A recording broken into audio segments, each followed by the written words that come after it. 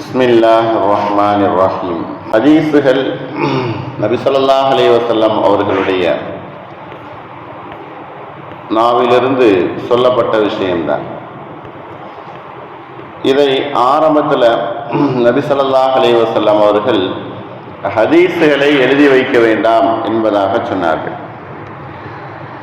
இதை அபூ ஸஈத் அல்-குத்ரி ரலியல்லாஹு அன்ஹு அவர்கள் அறிவிக்கிறார்கள். நபி ஸல்லல்லாஹு அலைஹி வஸல்லம் அவர்கள் எங்களை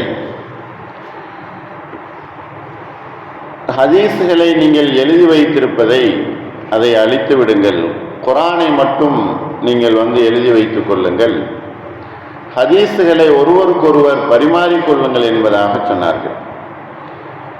இது அபூ ஸஈத் அல்-குத்ரி ரலியல்லாஹு அன்ஹு அவர்கள் இந்த ஹதீஸ் அறிவிக்கிறாங்க. இது முஸ்லீமில் இருக்கக்கூடிய ஹதீஸ் தான்.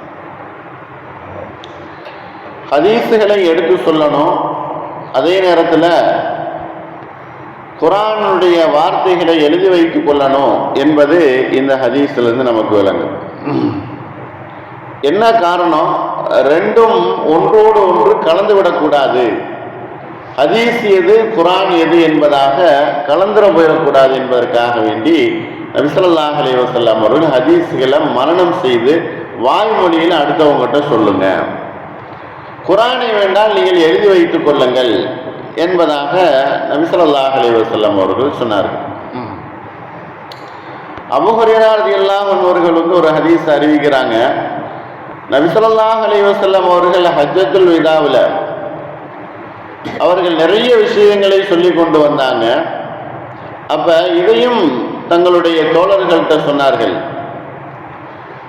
அதாவது உங்களுக்கு மத்தியிலே நீங்கள் இருக்கக்கூடிய அந்த நான் சொன்ன அந்த என்னுடைய வாழ்க்கையையும் என்னுடைய வார்த்தைகளையும் நீங்கள் ஒருவருக்கொருவர் என்னிடத்திலிருந்து கேட்டு நீங்கள் பரிமாறிக்கொள்ளுங்கள்.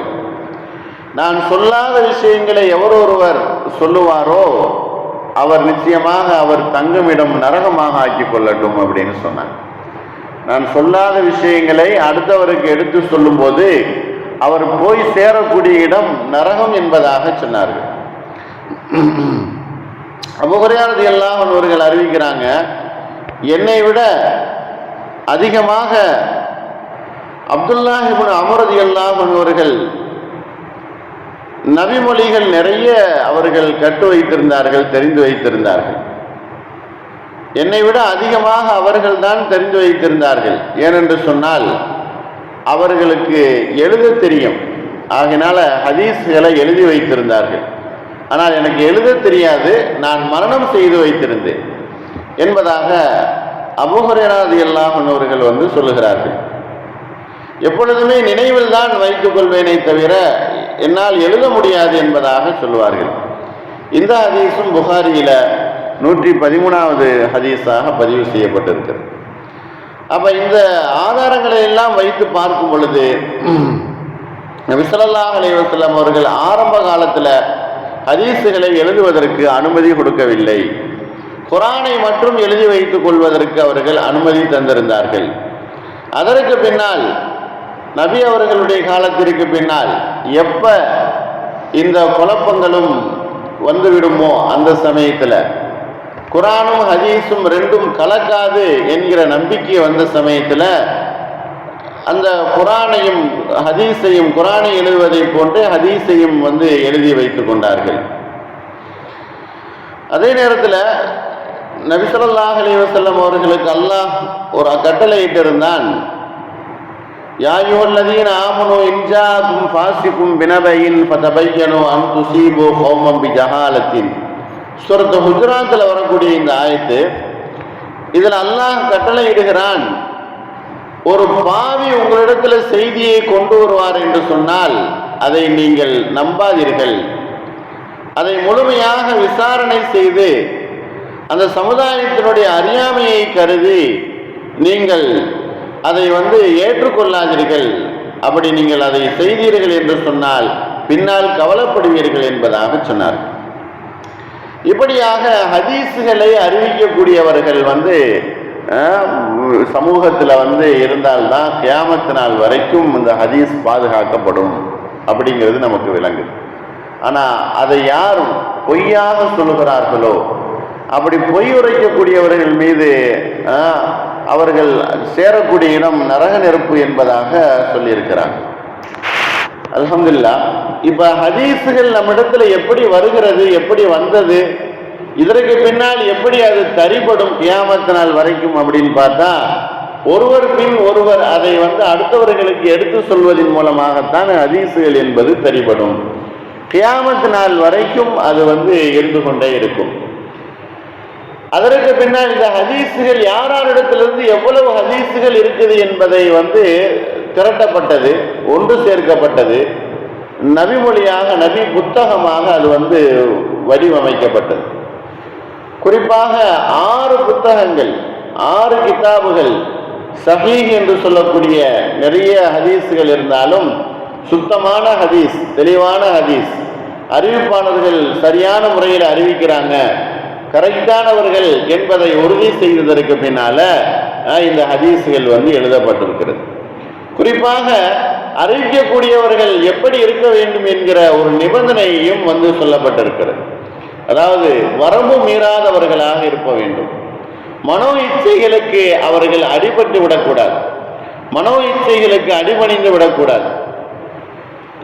மனோ இச்சைகளுக்கு தோதுவாக அல்லாஹ் ரசூலுடைய வார்த்தைகளை தனக்கு தோதுவாக அமைத்துக் கொள்வதை விட்டும் அவர் பாதுகாப்பானவராக இருக்க வேண்டும், பாதுகாப்பானவராக இருக்க வேண்டும். இப்போ ஒருவர் ஹதீஸை எடுத்து சொல்லுகிறார் அப்படின்னு சொன்னா அந்த ஹதீஸ் எப்படிப்பட்டது என்பதை நுணுக்கங்களையும், அது எப்படி உண்மை தரனையும், அது உண்மைதான் என்பதை விளங்கி பாதுகாப்பதற்கு தகுதி உடையவராக அவர் இருக்க வேண்டும். அப்பொழுதுதான் அவர் ஹதீஸுகளை அறிவிக்க வேண்டும். அதே போல இடையில வார்த்தைகளை திணிக்குதலோ அல்லது வார்த்தைகளை எடுக்குதலோ ஹதீஸிலிருந்து இப்படி செய்பவர் ஹதீஸை அறிவிக்கக்கூடியவராக ஆக முடியாது. அதே போல ஹதீஸுகளை அறிவிக்கக்கூடிய விஷயத்துல நபி ஸல்லல்லாஹு அலைஹி வஸல்லம் அவர்கள் இப்படி கூறியிருக்கலாம் என்பதாக எனக்கு ஞாபகம் இருக்குது அப்படிங்கிற வார்த்தையை உபயோகப்படுத்தலாம். இந்த வார்த்தைகளை இந்த மாதிரி நிபந்தனைக்கு உட்பட்டுதான் ஹதீஸுகள் சொல்லப்பட வேண்டும். நபி ஸல்லல்லாஹு அலைஹி வஸல்லம் அவர்களுக்கு அல்லாஹ் 40வது வயதுல இந்த நபி பட்டத்தை கொடுத்தான். அவர்களுடைய வயது 40. 40 வயது 6 மாதங்கள் என்பதாகவும் சொல்லப்படுது, 8 நாட்கள் என்பதாக சொல்லப்படுகிறது. மக்காவிலிருந்து 50 கிலோமீட்டர் தூரம் ஹிரா குகை. மக்காவிலிருந்து 50, அதாவது அவங்க இருக்கக்கூடிய இடத்திலிருந்து 50 கிலோமீட்டர் தூரத்தில் இருக்கக்கூடிய ஹிரா குகை. கிட்டத்தட்ட ஈசா அலைஹிஸ்ஸலாம் அவர்கள் பிறந்ததற்கு பின்னால், அவர்கள் பிறந்து உயர்த்தப்பட்டதற்கு பின்னால் கிபி 610 நபி ஸல்லல்லாஹு அலைஹி வஸல்லம் அவர்களுக்கு இந்த வஹி என்பது முதலாக அவர்களுக்கு இறக்கப்பட்டது. ரமலானுடைய மாதம் என்பதாகவும் அவர்கள் குறிப்பிடுகிறார்கள். இதை இந்த ஹதீஸுகள் யார் முதலாக அவர்கள் பதிவு செய்தது அப்படின்னு பார்த்தா இமாம் புகாரி அவர்கள் இதை பதிவு செய்திருக்கிறாங்க. இப்படித்தான ஹதீஸுகளுடைய தொகுப்புகள் கொண்டிருக்கிறது.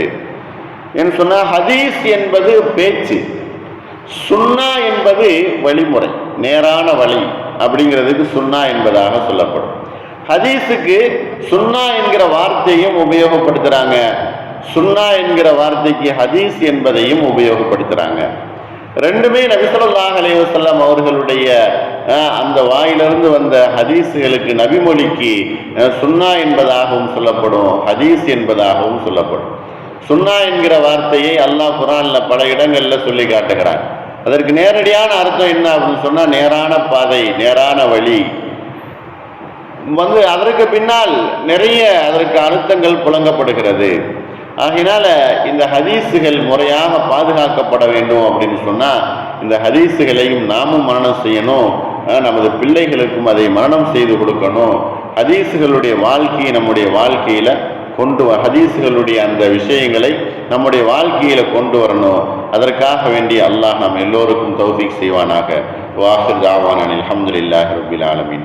அஸ்ஸலாமு அலைக்கும் வரஹ்மத்துல்லாஹி வபரகாத்துஹு.